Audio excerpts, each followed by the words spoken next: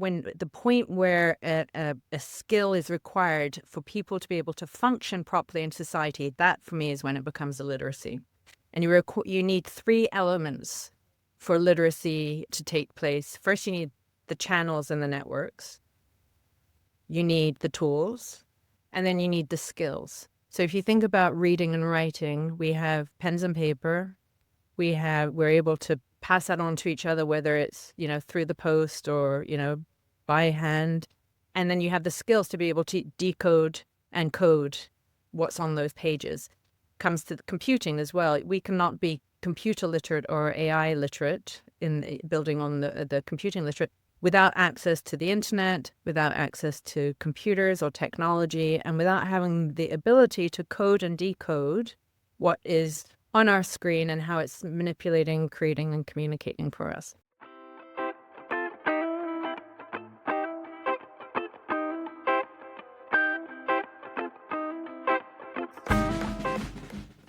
We don't have a lot of people who I think are AI experts. And even today's guest, I don't know that she refers to herself as an AI expert, but she certainly is an expert on literacy and the conversation around AI literacy.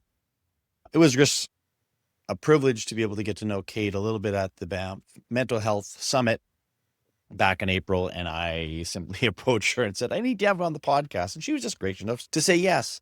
This is a formidable woman. I've had many formidable women on my show, and Kate is in the upper echelon of those people who just even you'll get a little bit of sense of her story, but I encourage you to look her up. karthurmedia.com is where you'll find a lot of her things. But she really talks about kind of a humble beginning in this journey where she just noticed something wasn't right. Her first sort of inclination in a classroom and with her own children that I don't think kids really understand this idea of artificial intelligence in the way that they ought to, and helped her kind of marry what she already had been studying around literacy and putting these two together. And it was just energizing to hear her perspective and the ways in which she has worked with governments and businesses to try to create a sense of urgency and ethics around this conversation. I just so appreciate her insight, her expertise, and the time she takes to share and talk to me and you about AI and literacy. And I know you will enjoy my conversation today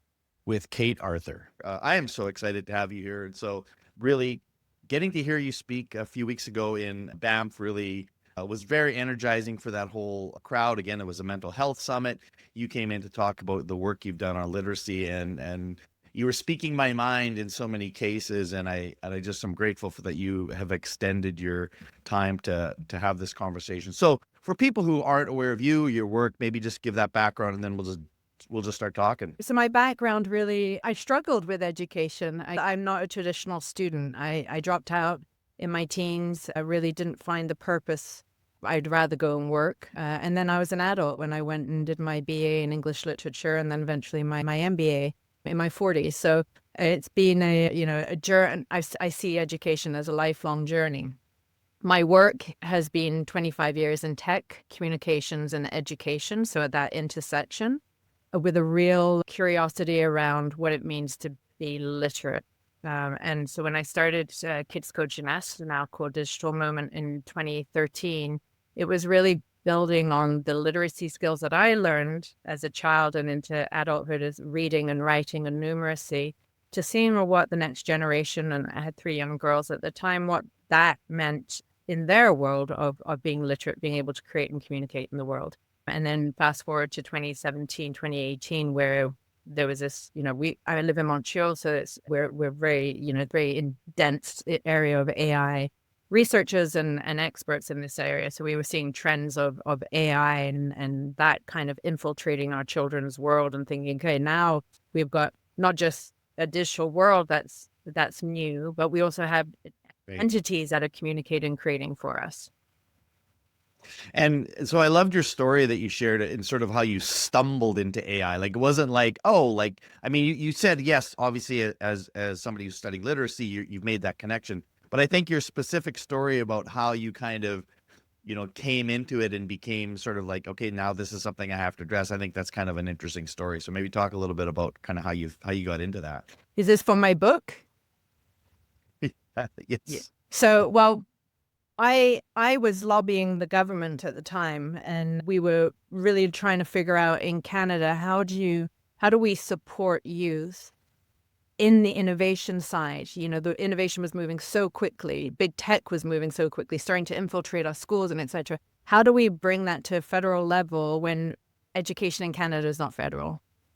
Right. And so trying to think about how can we support education systems, ministries, boards, teachers, right down to the students.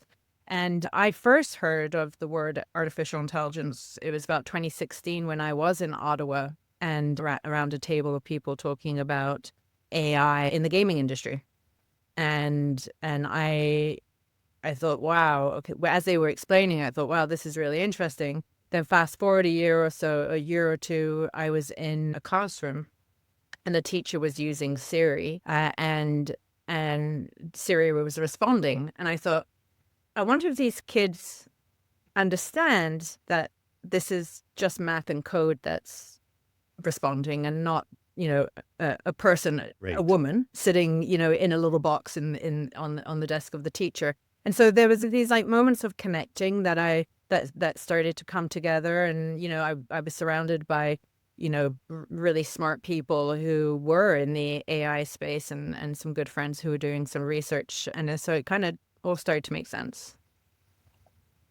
Well, yeah, and again, that's where I think about this in terms of, when we think of literacy, generally speaking, we think of young, preschool kids, like learning to become literate, right? Mm. Even though obviously literacy is something we experience throughout our lives and we grow with, but that's kind of the focal point. So that early connection to not literacy, not technological literacy in terms of, high school students, but little ones, right? And Mhm. as a grandfather of three little ones, including Oh, a wow. preschool kid, I totally relate to this. Like, this is like, yeah, I want them to understand this. Yeah. So let's kind of dive into this notion of literacy too, because Yeah.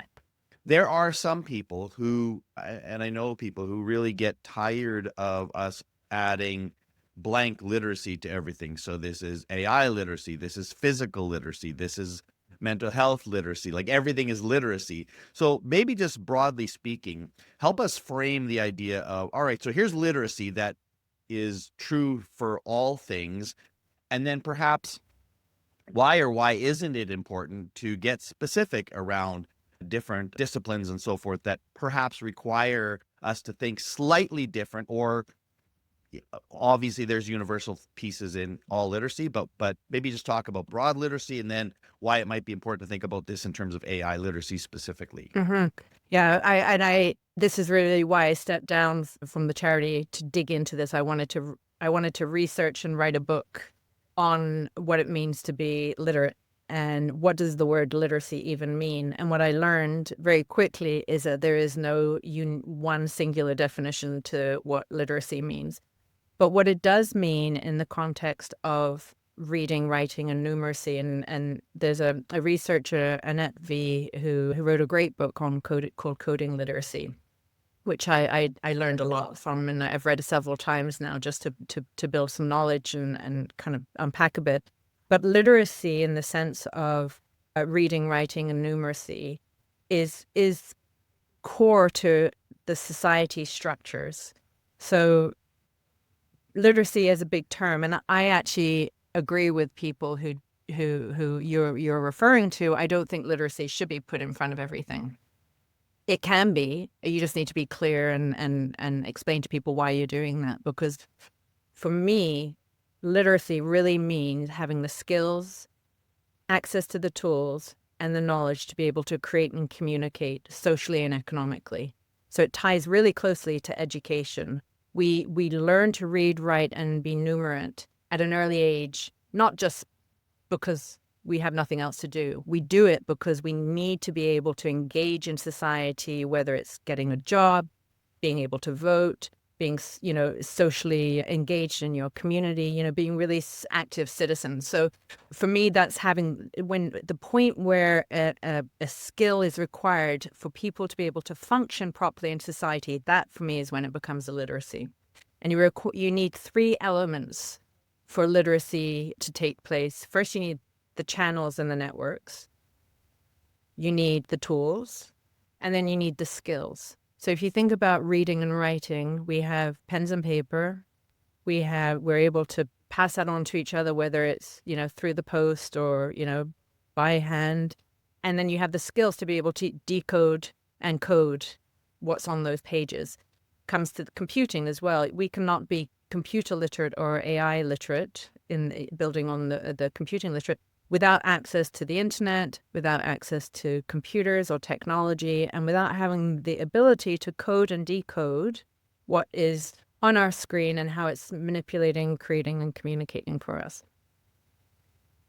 So yeah, and then that's a very, very helpful to start breaking those down. So when you think about AI literacy at this point, because this is, I've spent a lot of time doing this. So you may be sharing something with me that I go, oh shoot, I got that wrong. I'm getting it wrong. But I'm working. There is no. Well, okay, so I. So when you think, so when you said there's different definitions of, like, there's not one set of definitions. So is it valuable then, I guess, to try and create a shared definition? Like we all are going to, as a school district, a classroom, that you have some sort of a shared understanding of what, like when we say that word, what do we mean? Yeah, I'm a big fan of decoding words, and I love doing that. I love, words are just a series of letters strung together. What do they mean as you go deep into them? UNESCO has, and UNESCO, is sort of where I've, been fortunate to work with the literacy department and with the AI education department.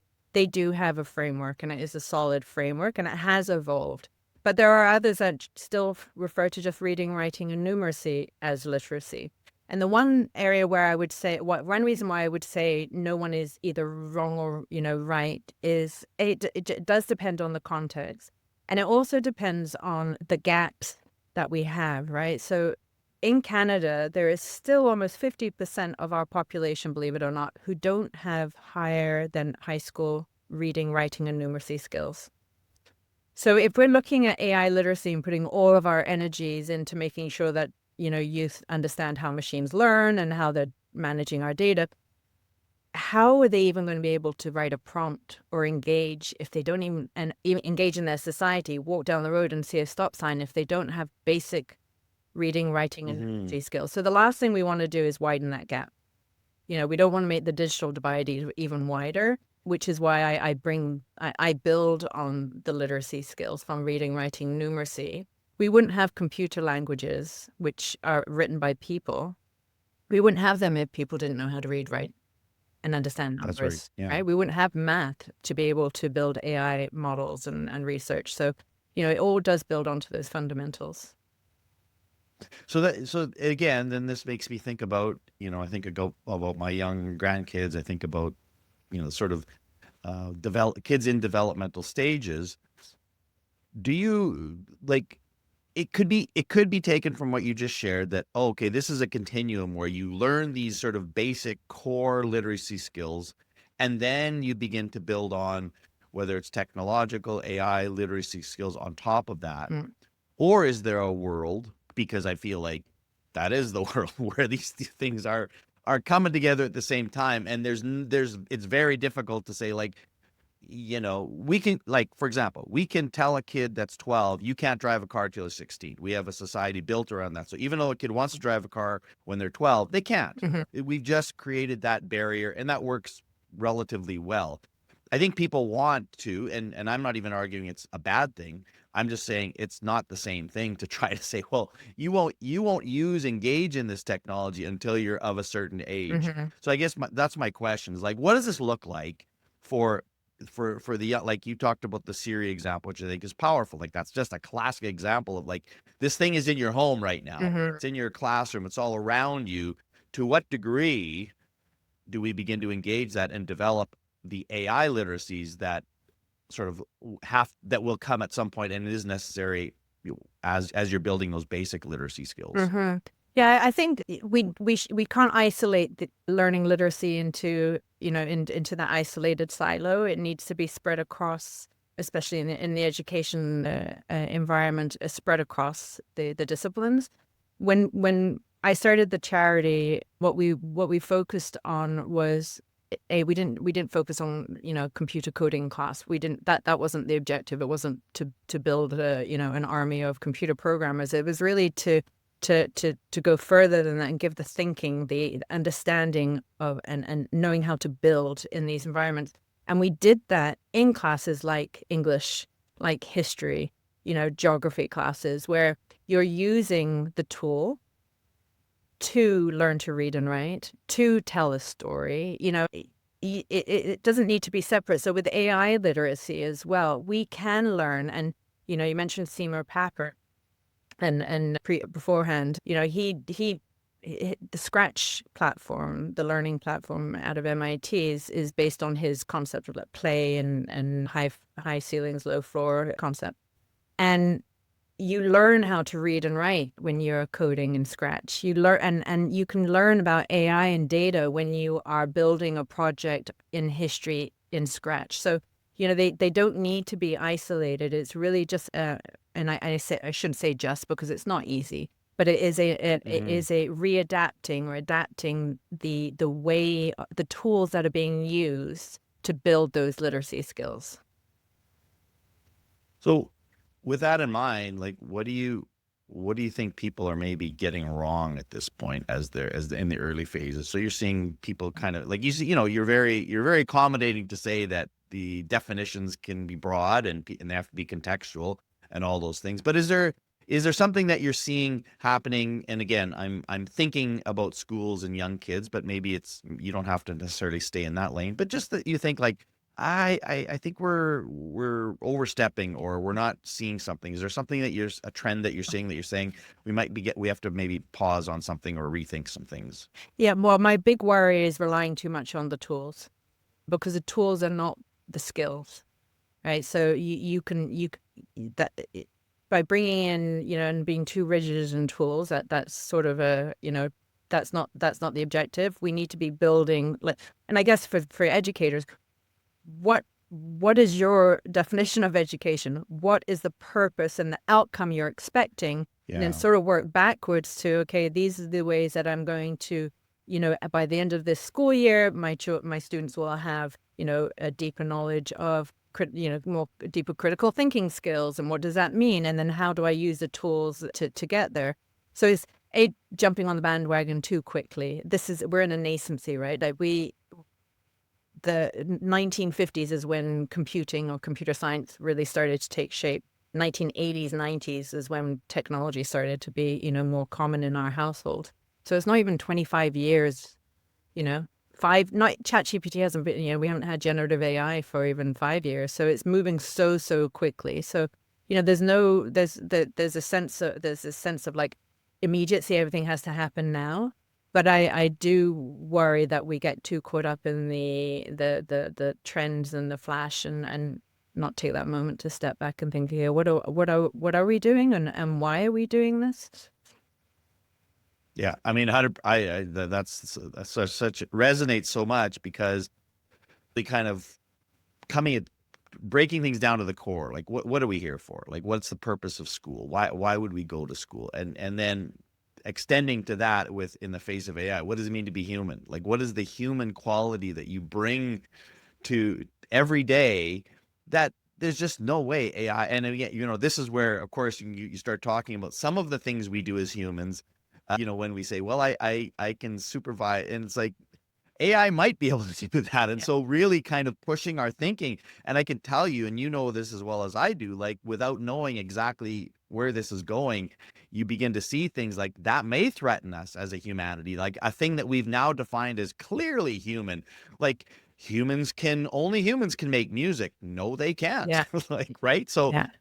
but then just taking that further down. So I don't know how far down the rabbit hole you go in your work. I know that I do quite a few times, and I sort of sometimes see, I go down the two rabbit holes, the one that's really scary and dark, and the one that's maybe hopeful and optimistic. So if I'm asking you for the hopeful and optimistic side in your kind of, not that anyone can see the future, but I feel like you would be somebody who has a little, is on the pulse of things. Like, what's your sort of best case scenario if we get it right? five years, I don't know, whatever however you want to frame it. But like when you think about the future, like what does getting it right look like? Good question. This is the stuff that I'm working on now. Is that human skills, and you can't. We to your point about the two part. We need to really understand what human skills do we want to protect, and what humanity do we want to keep rich and to strengthen, while also understanding where this technology is going. And I tend to I like to assume it's going to go exactly where the innovators are hoping it's going to go, and then and then start to put guardrails and start to support governments, et cetera, to put them in place. So we know that the innovators, or the big tech companies, are looking for artificial general intelligence and artificial super intelligence, which means able to do AI is able to do everything a human can, and then super intelligence AI is able to do even more than a human can. So knowing that, whether that happens or not, that's out of my control. But knowing that, and bets are usually that they are going to get there, is okay, what does that mean for us? I like to anchor on power. Knowledge is power. Who's holding the knowledge? Where is that knowledge? How are we democratizing that knowledge? And then how, and then what does that mean in terms of how we're educating? So when you think about reading, writing, who were the first to read and write? Small minority of men. Who were the first to learn to code, or actually bring coding into building the digital world? Small minority of men. Who's building the AI world, or who owns the AI ecosystem globally? 5 men top. From Economist wrote a great piece about this a couple of weeks ago.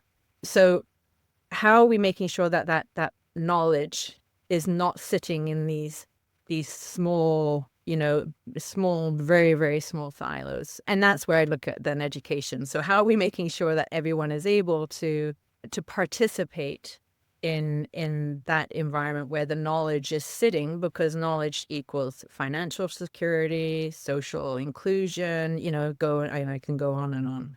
So yeah, that's sort of, and then I can go into, what does that mean about being human, and what can AI do now, and what can't it do?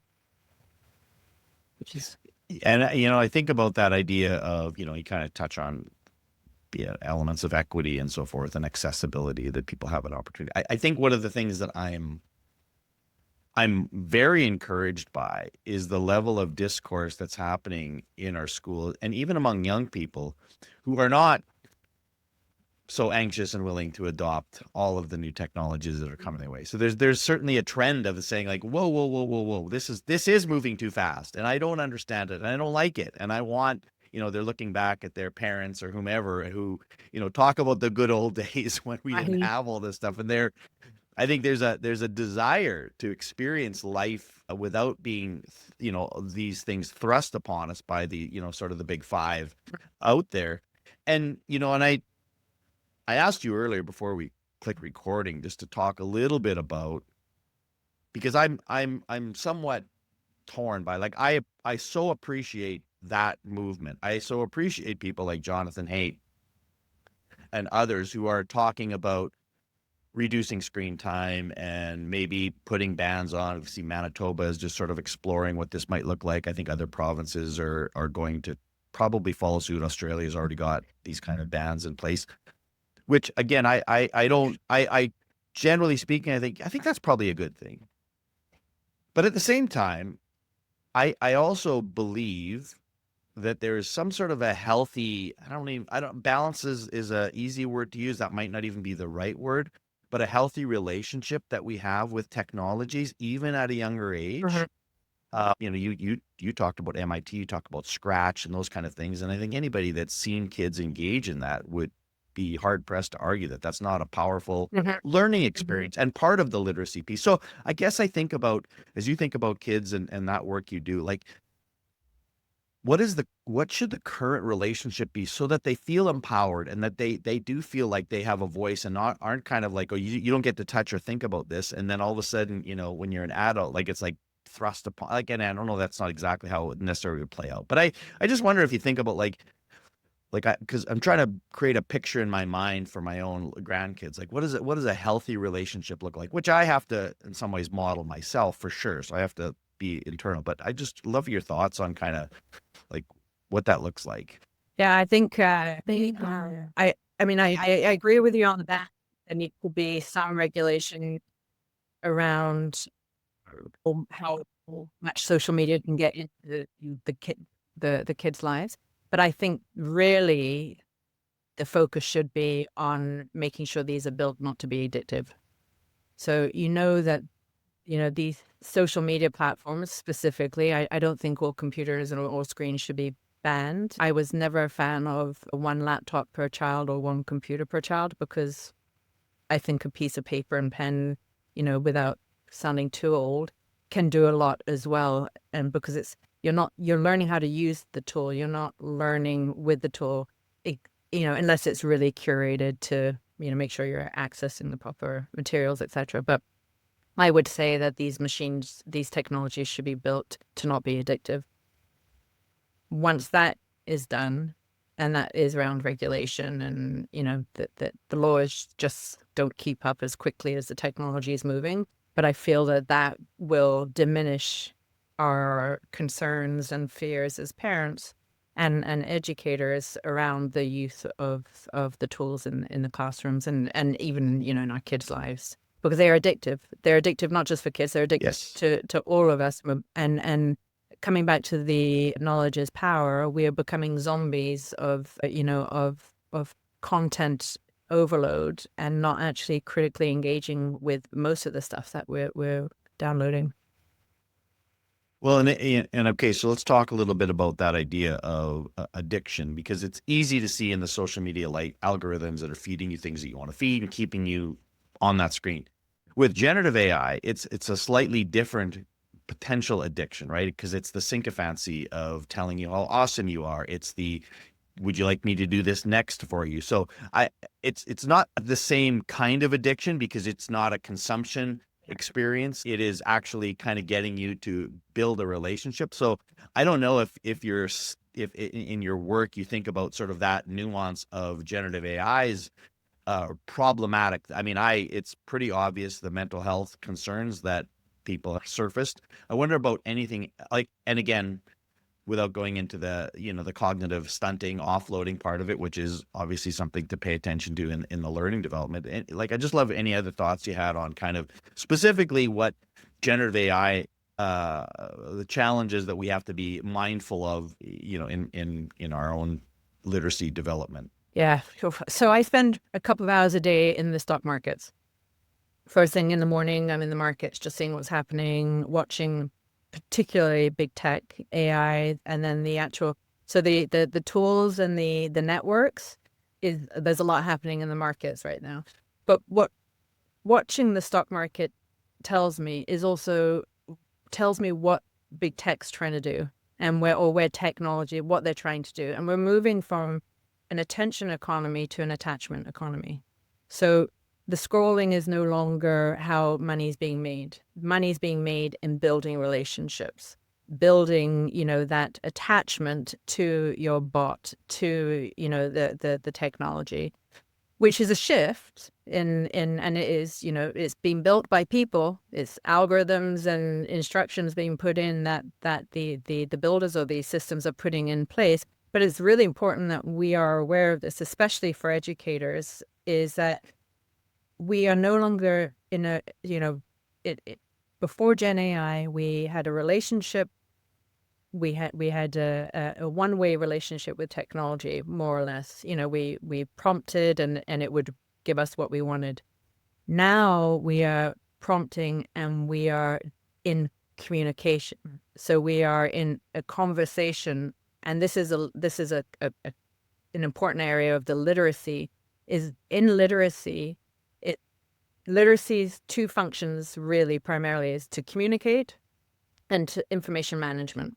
So we read and write, we write down, we can communicate together, and we can also manage information.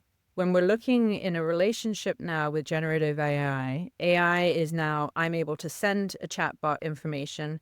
It is able to now decode and code back to me information that I have no control over. So we are now in a relationship with another entity that is literate. And so as educators, what does that mean to the relationships that, we're building? How do we teach children to be, build those communication skills? How do we get them similar to how we engage in our societies with other human beings? Now how do we do that with machines responsibly and ethically? So there's a lot to unpack because we've now moved into that attachment area. I mean, yeah, and it's so fascinating when you think about, because now we all have to admit that we have a relationship with this machine. Like we do. Yeah. It's a different level. So it's not like you can say, I don't, you do. It sounds, from what you're saying, it sounds like, how do we manage that and understand that relationship?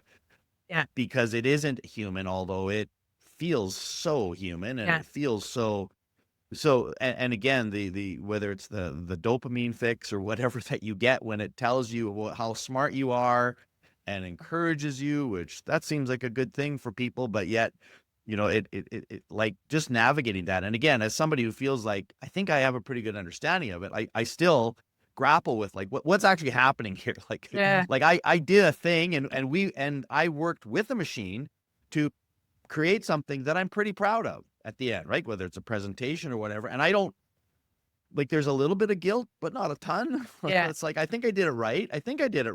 But I don't even know myself as an adult. Like, was that right? Like what I just did here? Yeah. Like I'm grappling with that. Never mind, a 13-year-old or whomever who is not even close to being able to process that. Yeah, for sure. And then that I'm preparing some writing for next week, and I've been exploring like what does it mean? What does being deep, like the depth, like are we in danger of just living in the shallow end? Just at the surface of the waters and not going deep in. Are we at risk of losing deep emotion, deep thinking? This depth where we surface, and that's what I feel personally, that's happening to me in some cases when I am using AI to do stuff for me. I'm not going deep in anything, so I'm just again consuming too quickly, too fast, and also unpacking what this means to matter, which is a word I'm hearing more and more from the education systems. It's mattering, which is an interesting. It's not belonging. Oh, it's not the same as belonging. It's part of, it's right. Right, and so how does that fit, and how does mattering fit in this relationship with machines? Because we do have to, start to talk about this stuff, and that again comes back to the literacy. When we know that these AI models are math and code using data, it simplifies it really easy, but it also just puts things back into perspective. And I go back to that all the time. It's just math and code and data that it's trained on. So, okay, so let me just push you on a question, because I think about this all the time. So, all right, so in one scenario, I'm working with AI and I'm asking questions and I'm thinking and I'm pushing back, and it's helping me to sort of formalize my thought.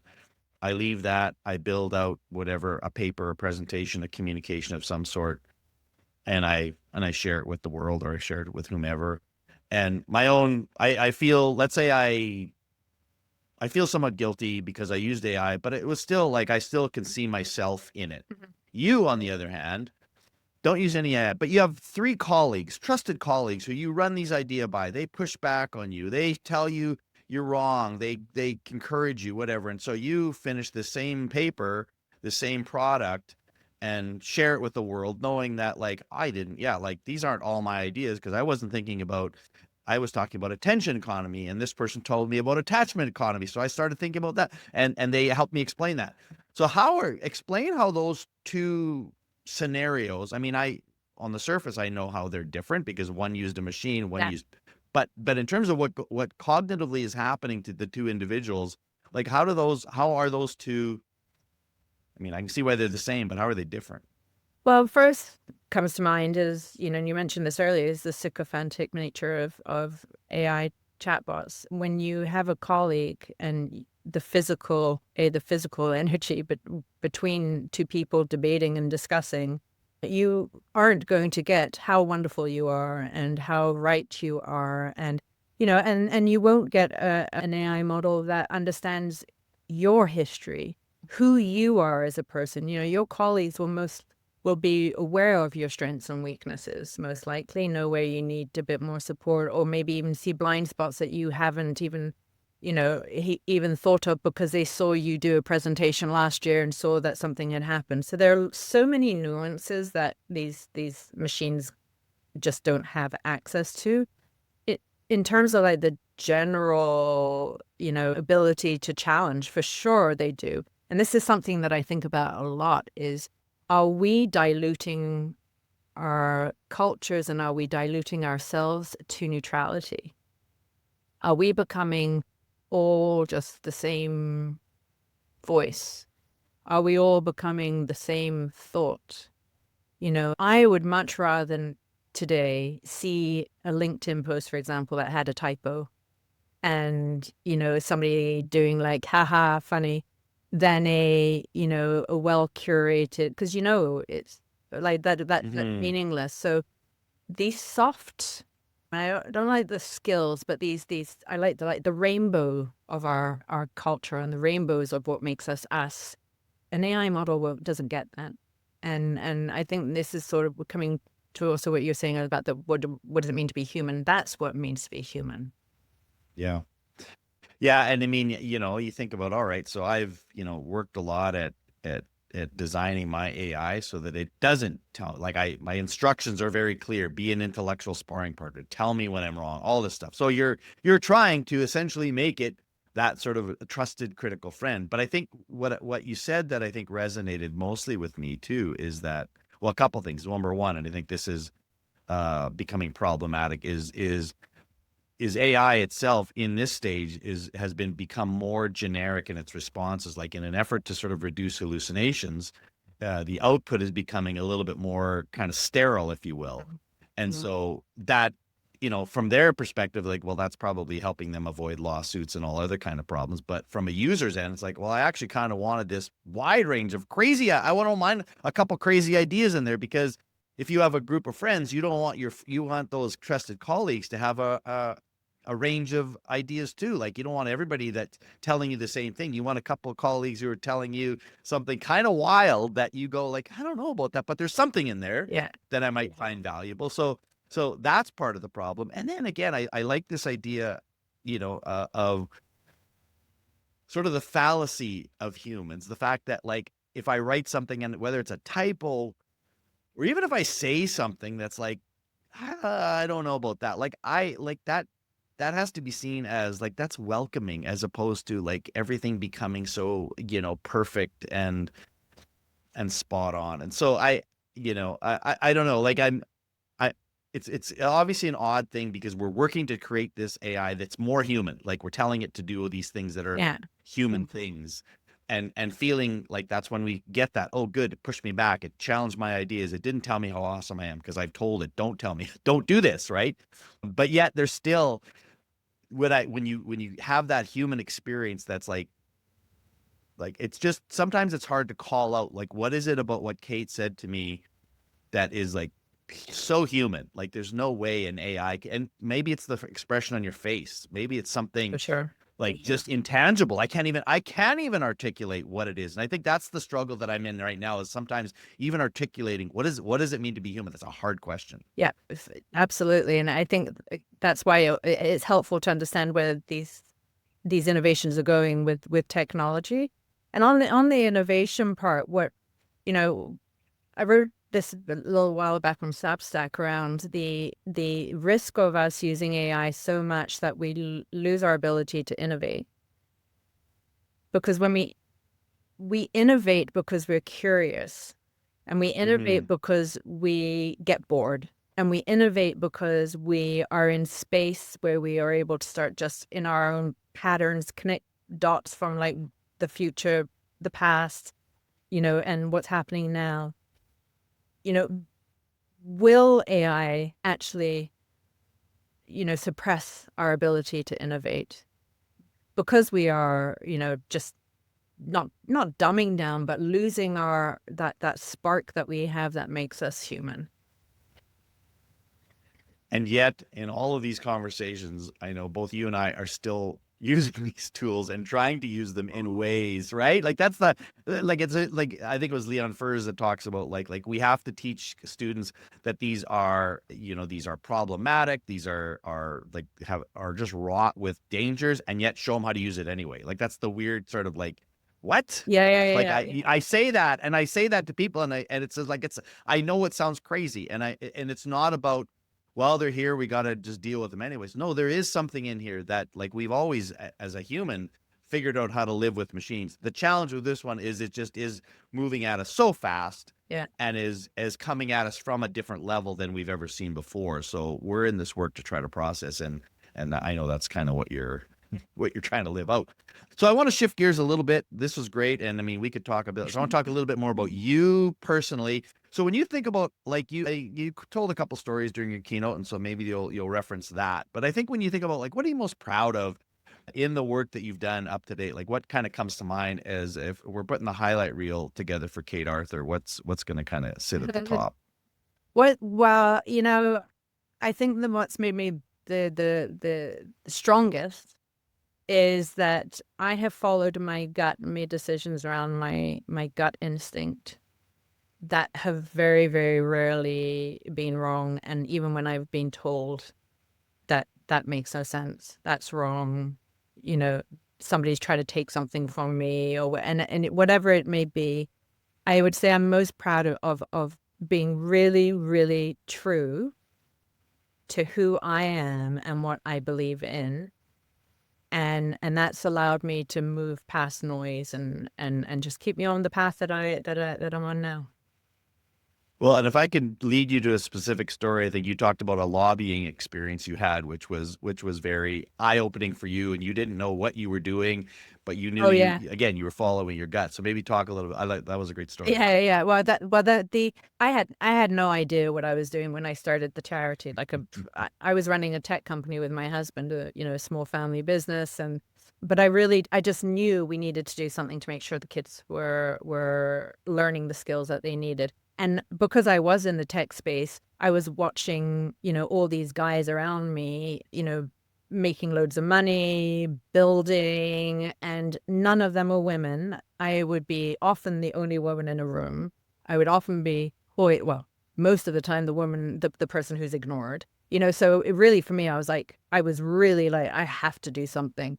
And but what do you do? So I reached out to McGill University and Concordia University, and we got an army of volunteers helping, and people, just the community is great. Like I wherever I can't express how much building a community is important for us, especially now in this chaos.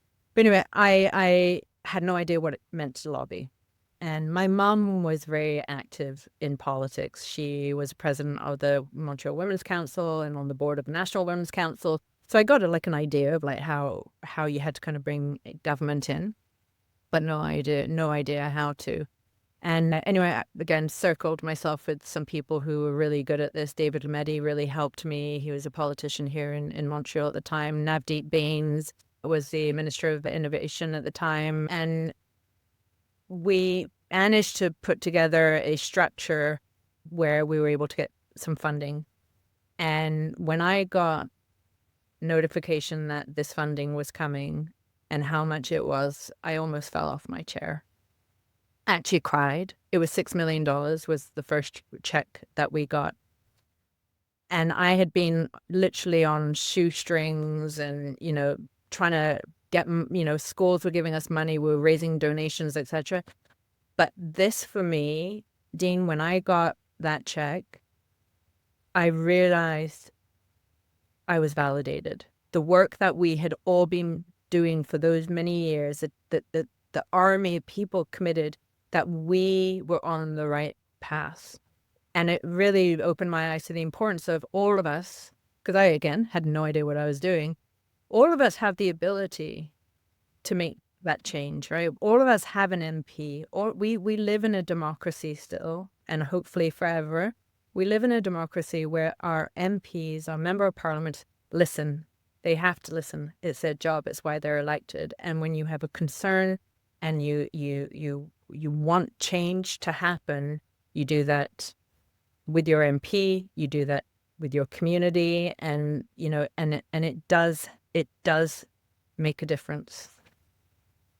Well, that's such a, I mean, there'd be a lot of people who would, kind of, who are pretty negative towards, obviously, to their local or provincial or federal politics because they don't think politicians listen. They don't think people, they think everybody's out for their own. So maybe just even if you can kind of give us a little insight of like, what were the things you had to do to get those politicians and government to listen to this woman who's, out on her own, if you will, sort of trying to advocate for something that, a bit of a lone wolf in this situation. Yeah. So education should be, and in most cases, is nonpartisan. So regardless of the political party. So that was like one thing for me. It wasn't about politics. For me, it was really about the kids. So that was, I was 1,000% confident in that, like that. And it was the first time that I ever really felt something so confidently. I would doubt, in my previous careers. But this, I was like, this is nobody can knock me off. So I really felt confident and certain that this needed to happen. Now, in hindsight, now I'm able to reflect on what was going on. There are three parts I see to lobbying in society. One is the government. The other part is industry, and the third is civil society. So civil society, you, me, and our neighbors see a problem. Let's say, cars don't have seatbelts, accidents are rising, something needs to be done. Industry doesn't care. They just want to sell cars. They don't care about the kid, the kid that died in the car. Not they don't that I mean, they care. They'll write a press release. I know. No, yeah. But they don't care. For them, it's bottom line, dollar, number of cars sold. Our job is to push government to start to put the laws in place and the structures in place so that we're going to have seatbelts in the cars so that they stop. They bring down the number of accidents. So once I saw that, it meant that I had to speak to industry. We needed to have a conversation with industry. Like, where are you going? What are you doing? What are your issues? And then with government and lobbying is interesting because they have a job. They don't go out and just, shake hands. Some might think that's all they do, but they have a job. They have a mandate. Well, what's their mandate? How can you help them achieve their mandate? That mandate is what we elected them on, so it shouldn't be too far off. But they have that mandate. And so how can you connect that mandate and the work that they do with what industry is doing to help solve your problem? I mean, you made it sound quite simple, but I know that in between there, there's a lot. I mean, yeah, you've kind of mapped out the formula, but obviously there are dissertations and books to be written to explain how that actually happens. And again, to come back to like why I was so 1,000%, the number of times I thought I'm done. I can't do this anymore. I can't. I've got 3 kids, a mortgage. I can't keep. But I was so certain that, and I think that's I was so certain that it just got me through all of that uncertainty. And I think anybody starting a business or wanting to do something, you just really need to. If you don't believe, for me personally, if I don't believe in it that strongly, it's easier for me to wait to not continue. Well, yeah, and so my next question kind of, I always often ask people about advice they would give, and you've shared a number of things that I think you could glean from your story. So maybe I'll combine these two questions that I usually ask my guests. Is one is like, what advice would you give for a young person? And again, we're not necessarily talking about AI. I'm more thinking about like how do you do what you did? Is how do you make people listen to a challenge in terms of leadership? And then the second part of that question is just even I love people to share somebody that they're grateful for, and maybe somebody that you would call out as somebody that can maybe help you. Because as much as I know you've described this as your passion, you didn't do this alone. There was all kinds of other people probably part of the journey too. So yeah. Oh my gosh, there are so many people. There are so many people that, for sure I would not have been able to do this alone. I think, and that would come to my response to the first question is, what advice would you give someone? Is it isn't about you. It's about a cause. It's about, bringing people together to help move something forward. And the moment it becomes about you, you're not doing the job that you need to be doing. So that would be like, for me, and it's a way that people have also joined and helped along the way, because it does take an army, and an army not just of people with different expertise, but of their voice. Our voice collectively is much, much stronger than being alone. So that's it is your community. It's the people who are joining you. I think in the AI world, our people skills are really important. Our ability to clearly communicate, have a conversation, reach out for support. I rarely say no to somebody who emails me and says, do you have a minute just to have a chat? I need some help with something. I speak to a couple of young women a week easily. I just meeting with one this afternoon who's just reached out. Actually, the woman I'm meeting this afternoon, I met at the Mental Health Summit, and she's asked for a conversation, funnily enough. Nice. Yeah. So, you give back because we take, and to just be aware of that, and that everyone, it might look like everything's all fancy on the surface, but everyone needs help and earn a hand, and don't wait for that to be asked also. Okay, you do have to call out one person. I'm sorry, I'm going to make you do this one. Oh gosh. Okay, can I choose? Only one.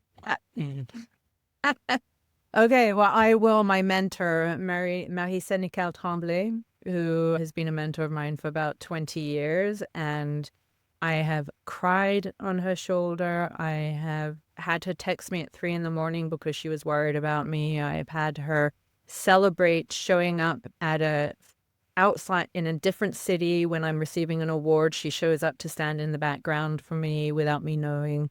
Just somebody who has carried me through. So that's who I would shout out. That sounds like a wonderful human right there. That just sounds like the best. Oh, that's great. All right, 3 quick questions just to get you out of here. So what's on for professional, what are you reading these days? Oh, professional? Well, I'm reading a book that was given to me about a week ago from a friend who's a Vietnamese immigrant. She came on the boat, and it's called Leg. And it's just about her journey and her family coming to Canada from Vietnam. Cool. Now, again, I always a little scared asking this question because you're a woman who's very busy. You're a mom. You're a wife. You're trying to do all kinds of. You change the world. But like, do you ever just like binge watch? Like, do you ever just get a chance to just be like a real human and watch something really? And I always think if it's trashy, that's good too. Like maybe you don't, so then I've asked the wrong question. But like, is there something on your? Oh yeah, just for fun totally, stuff. Totally. So one thing that many people do know about me is I go to bed very early. So like big parties and things I'm not good at. So I usually I get to bed like 9, and then I'll watch a show. I do follow the markets, as I mentioned before, so I'll do like a quick summary of like my junket, so on the stock market of the day, and then really I will watch. Depends on my mood. I'm watching Your Neighbors and Friends and Neighbors on Apple TV right now. Oh, with John Hamm? Yeah. Okay, Which is funny and it's good. And yeah, I try now. I've realized that what I have been doing is scrolling at the same time as I'm watching a show. So I'm trying to stop to doing that, so that, I'm actually just watching the show, because it's becoming too come back. Which is crazy because and I've read that film and TV producers are creating content that allows you to scroll on your phone. Isn't that crazy? And it's like, yeah, like I feel like you should create something that forces people to watch. Like you have an Easter egg in there or something that like you can't even like. And my wife, so when we're watching, she knits. So she's listening as much as she is watching. So then she is missing stuff because of her not watching it. But so I have to say, hey, did you see that? Like I have to be her backup. but not in a bad way. Anyway, but yeah, so that's kind of fun. And okay, last question. You live in a fantastic city, as everybody knows, Montreal, Mhm. and having been there lots of times, I know kind of where the main spots to go are. I don't need to tell me about old Montreal and a few other things, but I want you to give me a hidden gem. So it could be a restaurant, could be a park, could be some kind of a museum, something that like most people, you might not see this on your top 10 things to do in Montreal, but like this is kind of a neat thing to check out. So what's your insider's local tip for us? Yeah. So in Montreal, I live downtown and I live near Parc La Fontaine. So, and I go for usually 2 walks a day in the park early in the morning and at the end of my day. I go for a walk. And in that park is a theater. And it's an outdoor theater similar to like a Shakespearean theater. And so it's Mm-hmm. open always and it's along a pond. And in the summertime, they will do all of the shows that would be at like Place des Arts or, by the International Jazz Festival. And they'll do live free shows in the park. And it is just magical on a lovely evening in Montreal in that park. I think it's Théâtre de Verdure.